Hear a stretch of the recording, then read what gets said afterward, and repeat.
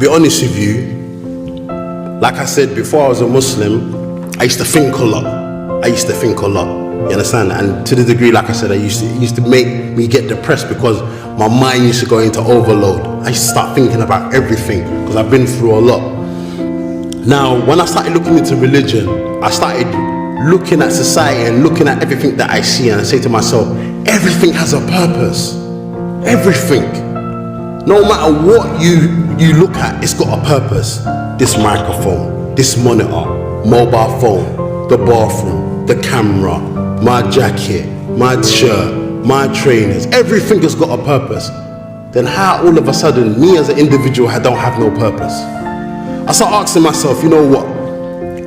I know no matter what, I'm gonna die. No matter what, it doesn't matter where I hide. I can go live in the desert. I can go and live in lofty mountains. I know no matter where I go, I'm gonna die. So I start asking myself, wait, am I created for no reason? What's the point of me being on this earth and then just living and then, you know, having a family, buying a house, having some luxuries, bam, I'm gone. Don't make no sense. So I started thinking more. I'm saying to myself, wait, I know I didn't create myself. I'm not coming from that kind of angle. I've never been like, oh, I'm atheist, I don't believe in anything. That's never been my angle. But I just didn't understand who God was or how to worship God. That was my thing. So the more I started thinking about that, I said to myself, you know what? I know I'm gonna die. So what's my purpose in life? Is my purpose in life is just to be here, maybe have girlfriends, have women, have kids, have jewelry, have what do you call it? I don't know, luxury things, and then I'm just gonna die. I said, this don't make no sense. It don't make no sense, because then God created me for a silly reason. So I started thinking, what's my purpose of life? And that's when you start looking at things like, you know, the prophets. I start reading about the prophets. I start reading about the prophet Moses and whatnot. And I noticed one thing when I started looking into all the prophets. They all call to the same thing. They all call to worshipping one God. You will never find evidence from any prophet or messenger where they call to other than that.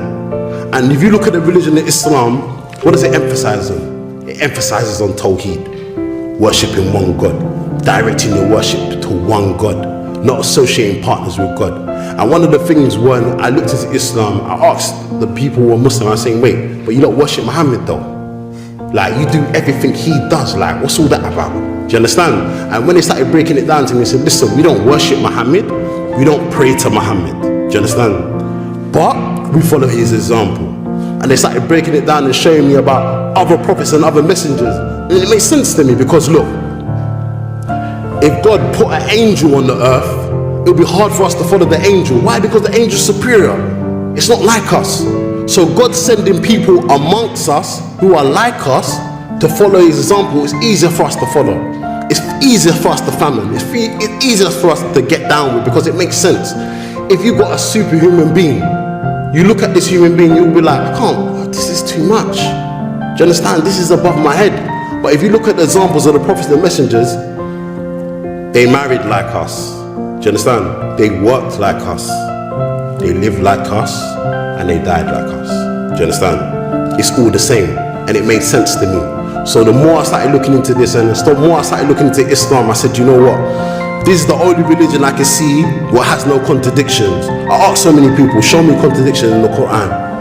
It don't exist. It don't exist. Show me where in the Quran it tells me to worship other than God.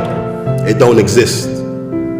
So when I started looking on the emphasis on Tawheed, it made sense to me, directing my worship to one God. Because when I was looking into Christianity, all this God is free and stuff like that, I couldn't get it around my head. It was too much for me. And the next thing, I'm being honest with you. I'm just going to be open with you. When they said to me, Jesus is God, and obviously I've grown up knowing that Jesus is a white man. So for me, I couldn't fathom that. I'm like, why is God white? No, I'm being honest with you. I used to ask myself this, why is God white? This don't make no sense. This is not fair. Why is my creator white? Like, so what? Is white better than me? Do you understand? And when I start looking into Islam and look at examples of the Prophet Muhammad sallallahu alaihi wasallam, when he said in his final sermon, there's no difference between a black man and a white man. The only difference between us is through our deeds. I said, this makes sense to me. This makes sense to me. I grow up going to a church, I'm in a church, I see a white man on the wall, I'm like, this is too much. I can't get down with this. Like, I'm being honest with you. I can't get down with this. This is not fair. This is not fair. Why is my creator white? Just like Nation of Islam. Why is their creator black? It don't make sense. So it makes, okay, if God is black, so what about white people and every other race? How are they gonna feel? Do you understand? So it's the same thing. So when I started looking into Tawheed and looking at the values and the teachings of Islam, I said, you know what, this makes sense to me. And it was easy for me to accept Islam after that. So that was the main reason for me taking Islam as my religion.